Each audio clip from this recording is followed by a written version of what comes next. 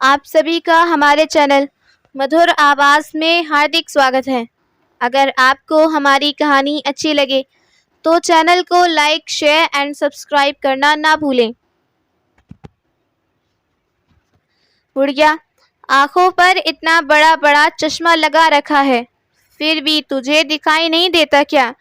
फर्श पर कब से चटनी बिखरी पड़ी है, इसे क्या तेरी माँ साफ करेगी? अभी मेरा पैर फिसल जाता तो। मनीषा, ये कैसी पार्टी रखी है तुमने? कोई ढंग का तरीका ही नहीं है। मनीषा गुस्से में बोली।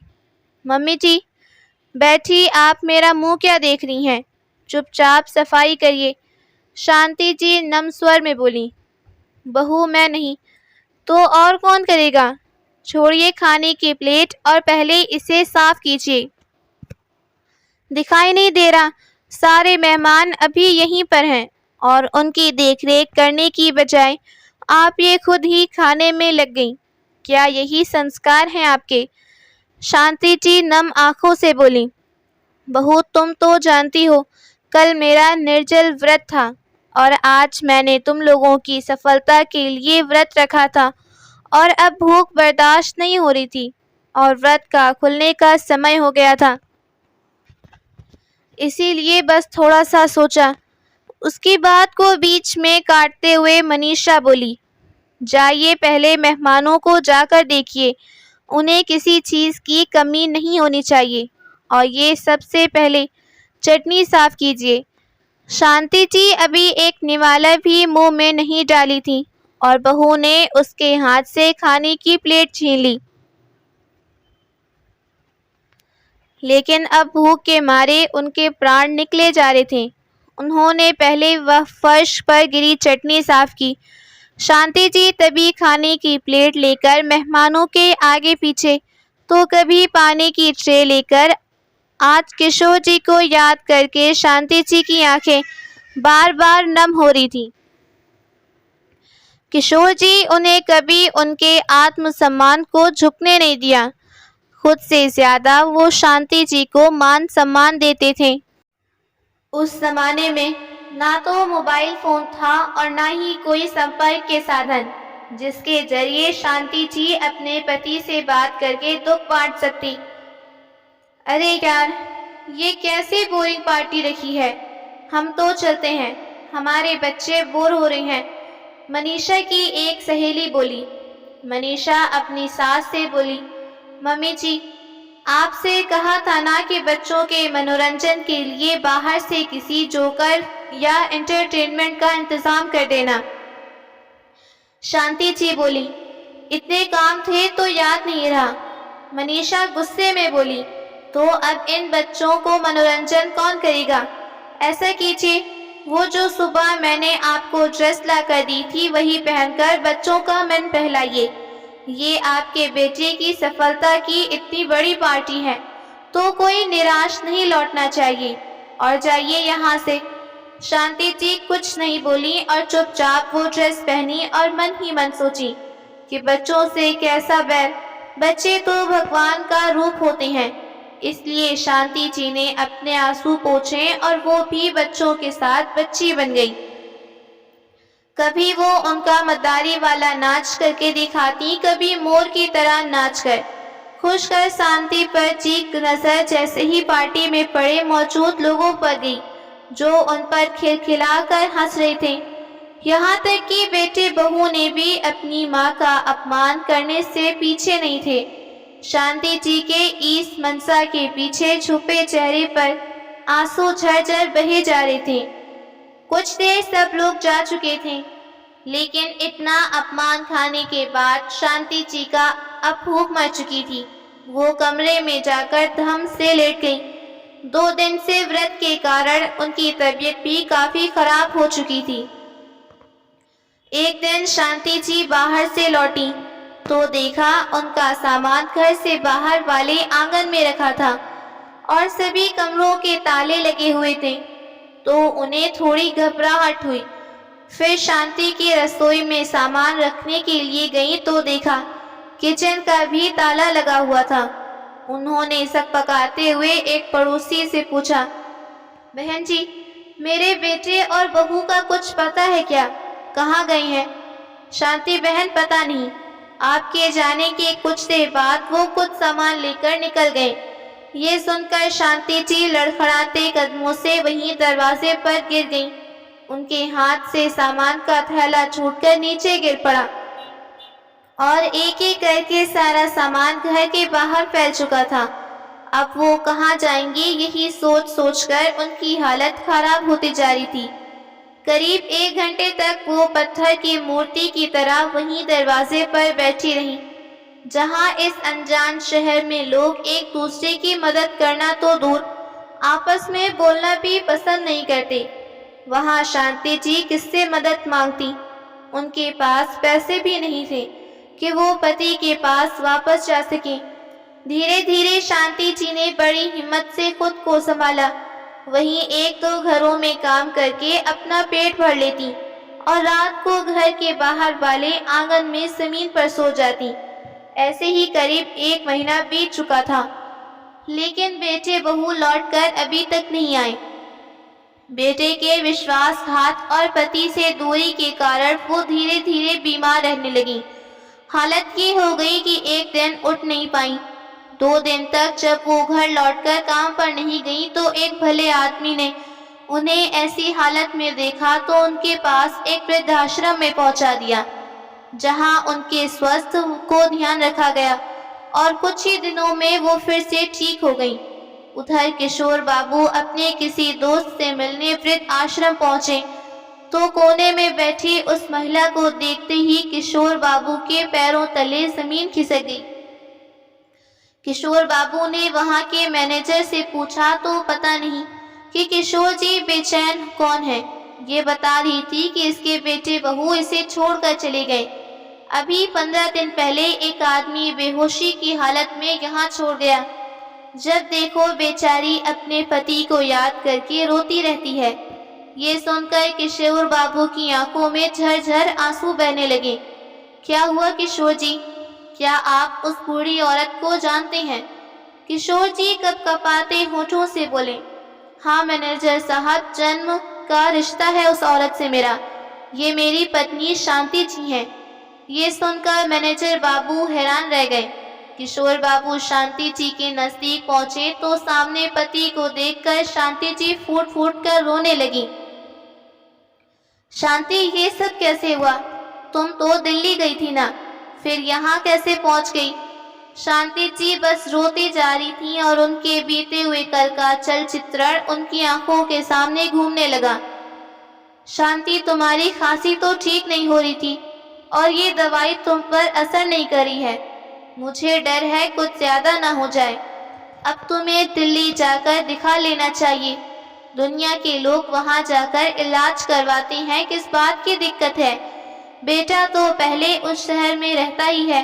सोचने वाली बात है कि हम अपने बेटे से कुछ कह नहीं पाए। ये कैसी विडंबना है। बच्चे अपनी हर छोटी बड़ी मांग माँ बाप से खुलकर कहते हैं और हम बूढ़े माँ बाप अपनी तकलीफ नहीं बता पाए। क्यों किशोर बाबू अपनी पत्नी शांति जी से कहते हैं? शांति बोली, आप मेरी चिंता मत कीजिए, मैं ठीक हूँ और आपके यहाँ बेकारों में अकेले छोड़कर मैं दिल्ली कैसे जाती? अभी आपकी नौकरी को 6 महीने बचे हैं और फिर वहाँ बहू भी नौकरी करती है। मैं किसके साथ बात करूँगी? बहू के साथ तो मैं कल 5 दिन भी नहीं याद है। अपनी मर्जी से शादी करना चाहता था। उसके लिए कितने हमें मक्खन लगाया था कि पढ़ी लिखी नौकरी लड़की है। हमने कहा और कोई ब्याह कर ले आया और दूसरे दिन लेकर भी चला गया। ना जाने उसका स्वभाव कैसा हो गया। अरे अपने बेटे के घर जा रही हो तो बहू से डरने की क्या बात है? अगर बेटा विश्वासी होता तो फिर बहू कैसे भी कोई दिक्कत नहीं होती। दोनों आपस में बात कर रहे थे, तभी उनके बेटे संजीव का फोन आता है। किशोर जी ने माँ की तबीयत के बारे में बताया तो संजीव बोला, पापा मैं कभी यहाँ आने से आप लोगों को मना किया है। मैं तो कई बार माँ को बोल चुका हूँ कि आप आ जाओ, यहाँ दिखा देता हूँ, पर वो आना नहीं चाहती। लोग तो यही सोचेंगे कि बेटा ही ध्यान नहीं देता। माँ पत्नी का फर्ज तो बखूबी निभा रहा है, परंतु एक माँ और सारा फर्ज होने का निभाना भूल गया। अरे यहाँ आएंगी और मनीषा को कुछ बातें सिखाएंगी तो कल वो बोकारो जाकर कुछ दिन ठहर पाए, वरना सब लोग तो मनीषा को गलत समझेंगे। किशोर बाबू ने शांति जी को बहुत समझाया और उन्हें बेटे के पास शहर भेज दिया। माँ को डॉक्टर से दिखाकर दवाई दिलाकर संजीव बोला, माँ आपको यहाँ अपना ख्याल खुद रखना पड़ेगा, क्योंकि ना मेरे पास वक्त है ना मनीषा के पास। इस बात का मुझे बहुत अफसोस है, पर क्या कर सकते हैं। अब आप आई हैं तो ये किराए के घर जैसा लग रहा है, वरना दिल्ली जैसे शहर में अपना मकान लेना यहाँ मेरा एक सपना है, जो लगता है सपना ही रह जाएगा। शांति जी बोली, अरे बेटा, भगवान तुम्हारे सारे सपने पूरे करेगा, तू मेरी चिंता मत कर। वक्त बीतने लगा। शांति जी को किशोर बाबू की चिंता लगी रहती, पर वो बच्चे की खुशी के लिए ये बुरा भी सहने को तैयार थी। मनीषा कुछ करती तो नहीं, अपनी मीठी मीठी बातों से शांति जी को बहला फुसलाकर घर के सारे काम करवाती। उन्हें भी लगता कि बहू बहुत अच्छी है। एक रोज मनीषा बोली, मम्मी जी, हमने आज तक कभी अपने किसी दोस्त को यहाँ नहीं बुलाया। क्या करें, किराए का मकान है, इतना छोटा है कि कहीं कुछ कर ही नहीं पाए। अब आप आई हो तो हम सोच रहे हैं छोटी सी पार्टी रखें, सबको बुलाएं और आपसे मिलवाएं। आपको कुछ दिक्कत तो नहीं होगी ना? शांति जी हंसकर बोली, नहीं बहू, मैं तो पूरे दिन घर में अकेली रहती हूँ। अच्छा है, घर में कोई आएगा तो चहल पहल होगी। पर मम्मी जी, ये भी तो सोचिए, 12 से 20 लोगों का खाना बनाना कितना मुश्किल है, और अगर होटल से मंगवाया तो बहुत पैसे खर्च हो जाएंगे। छोड़िए, रहने देते हैं।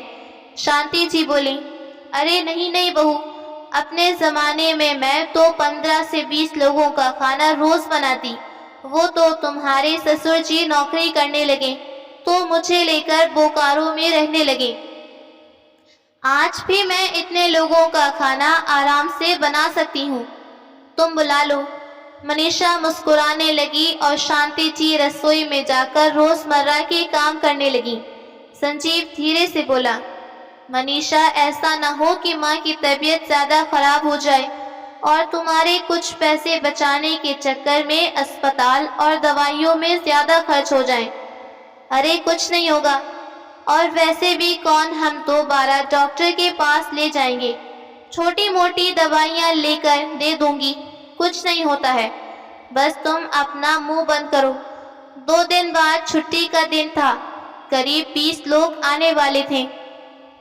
शांति जी सुबह 5 बजे से रसोई में लगी थी और मनीषा आराम से चैन की नींद सो रही थी। रसोई में कुछ बर्तन की आवाज़ आई तो संजीव बोला, माँ थोड़ा आवाज़ कम करो, मनीषा सो रही है।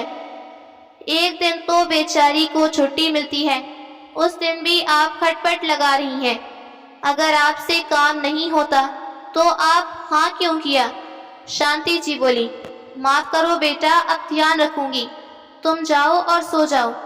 शांति जी सोचने लगी, मैं तो बहू की मदद के लिए हाँ की थी, पर बहू मेरी मदद के लिए रसोई में झांकने तक नहीं आई। मुझे क्या पता था कि सारे काम मुझ पर छोड़ देगी। सही कहते हैं संजीव के बाबूजी, मैंने हाँ बोलने से पहले सोचा नहीं। शाम होते होते शांति जी ने सारा खाना टेबल पर लगा दिया, पर उनकी हालत खराब हो गई। उन्होंने सब काम करके अपने कमरे में आराम करना ठीक समझा। धीरे धीरे सभी मेहमान आने लगे। सब खाना खा रहे थे, अचानक टेबल पर पानी खत्म हुआ। मनीषा शांति जी के कमरे में जाकर बोली, मम्मी जी, क्या घर में यही रिवाज है कि मेहमान आए तो खाना सामने रख दो और सो जाओ? वहाँ सबको पानी की ज़रूरत है और आप लेटी हैं, 2 बोतल पानी लाकर रख दीजिए। शांति जी कुछ बोलती उससे पहले मनीषा चली गई। शांति जी चुपचाप पानी की बोतल लाकर टेबल पर रख दी। तभी मनीषा की एक सहेली बोली, ए बुढ़िया, जमीन पर चटनी गिर गई है, इसे साफ करो वरना हमारे कपड़े गंदे हो जाएंगे। मनीषा बोली, मुंह क्या देख रही हो, साफ कर दीजिए। शांति जी चुपचाप चटनी साफ करके जा रही थी। तभी मनीषा की एक सहेली बोली, मनीषा ये खाना भी अच्छा बना लेती हैं, कभी हमारे घर भी भेजो, दुगने पैसे दूंगी। इतना कहकर सब हंसने लगे। अरे आजकल नौकरों को रखना इतना आसान नहीं है, बीमार पड़ जाते हैं तो डॉक्टर को दवाइयों का खर्चा अलग, ऊपर से खाना पीना दो, तुम तो रहने ही दो। हाँ, अगर तुम्हें ज़रूरत हो तो तुम्हारे घर भेज दूंगी। इतना कहकर मनीषा हंसने लगी। शांति जी उनकी बातें चुपचाप कमरे में सुनकर रोने लगी। अपने पति की बातों को याद करने लगी जब किशोर जी कहते थे, शांति तुम बहुत भोली हो, किसी की बातों में बहुत जल्दी आती हो। उस वक्त मोबाइल का ज़माना नहीं था, आज पड़ोस में लैंडलाइन भी नहीं थी। थोड़ी दूर पोस्ट ऑफिस था, वहीं एक फ़ोन था जहां किशोर जी कभी कभी शांति जी से बात करते। बेचारी शांति जी अपने मन की बात उनसे कह भी नहीं पाती। करीब 10 बजे सारे मेहमान चले गए। संजीव ने शांति जी के कमरे में जाकर कहा, माँ खाना खाई हो कि नहीं? खाना खाओगी तो और बीमार पड़ जाओगी, और देखो तुम्हारे खाने के लोगों ने कितनी तारीफ की। चलो जाओ, बहुत सा खाना बचा है, तुम भी खा लो। बेटा मुझे भूख नहीं है। फिर मनीषा आई और बोली, मम्मी जी मेरी सहेलियों की बातों का बुरा मत मानिए, वो तो वैसे ही मजाक करी थी। चलिए आप खाना खा लीजिए, फिर सब मांझना भी है, मैं आपकी मदद कर दूंगी। शांति जी बोली, मेरी तबीयत ठीक नहीं है, कल सुबह मिलकर साफ कर लूंगी। मम्मी जी कल सोमवार है, आप तो आराम से घर में रहेंगे, मुझे तो ऑफिस भी जाना है। चलिए कुछ खा लीजिए, फिर सारा काम खत्म कीजिए। इतना कहकर मनीषा कपड़े बदलने चली गई। रात तक काम खत्म हुआ, फिर सब अपने अपने कमरे में सोने चले गए। संजीव मनीषा से बोला, मनीषा माँ थक गई होंगी, अगर यही हाल रही तो उनकी तबीयत खराब हो जाएगी। फिर जो सोचकर यहाँ बुलाए हैं वो हो नहीं पाएगा और हमारी सारी प्लानिंग धरी की धरी रह जाएगी। सुबह शांति की जगी तो देखा पैरों के पास मनीषा बैठी उनके पैरों में तेल लगा रही थी। शांति जी हैरानी से उठकर बोली, ये क्या कर रही हो? तुम्हारी तबीयत ठीक नहीं है। मनीषा अपने आंसुओं को पोंछते हुए बोली, मम्मी जी कल जो मैंने किया, मेरी वजह से अब बहुत थक गई। कल संजीव ने बहुत डांटा कि तुम मेरी माँ से कितना काम करवाती हो, उन्हें यहाँ आराम करने के लिए लाया था। मम्मी जी अब काम नहीं जाऊंगी, मैं आपकी सेवा करूंगी ज़्यादा से ज़्यादा। क्या होगा, सारा बोझ संजीव के कंधों पर आएगा। कोई बात नहीं, शांति जी बोली, तुम मेरे बारे में इतना सोचिए, यही बहुत है। बच्चों के लिए काम करने में माँ को तकलीफ नहीं होती, बस बच्चे प्यार से बात करें और थोड़ी इज्जत दें, और क्या चाहिए। उस दिन तो शांति जी बहू से इतना खुश हुई कि कल के दर्द को भूल गई। समय बीता। एक दिन शाम में संजीव शांति जी के पास मुंह लटकाए बैठा और बोला, माँ आखिर कितने दिन हम किराए के घर में रहेंगे? सोचिए 30 से 35 हजार रुपए किराया हो जाता है, फिर राशन पानी बिजली का बिल, समझ नहीं आता क्या जीवन ऐसे ही कटेगा? क्या हमारा अपना घर नहीं होगा? बेटा तुम्हारे बाबूजी ने बोकारो में इतना बड़ा घर बनवाया है। तो संजीव बोला, माँ मैं शहर की बात कर रहा हूँ और मैंने सोचा था दिल्ली में घर लूँगा, तो बाबूजी के रिटायरमेंट के बाद उन्हें यहाँ ले आऊँगा, फिर हम सब साथ में रहेंगे। छोटी मोटी बीमारों के लिए आप लोगों को परेशान नहीं होना पड़ेगा, पर लगता है मेरा सपना सपना ही रह जाएगा। शांति जी बोली, नहीं बेटा ऐसा क्यों कहते हो, तुम बताओ घर कैसे ले सकते हैं?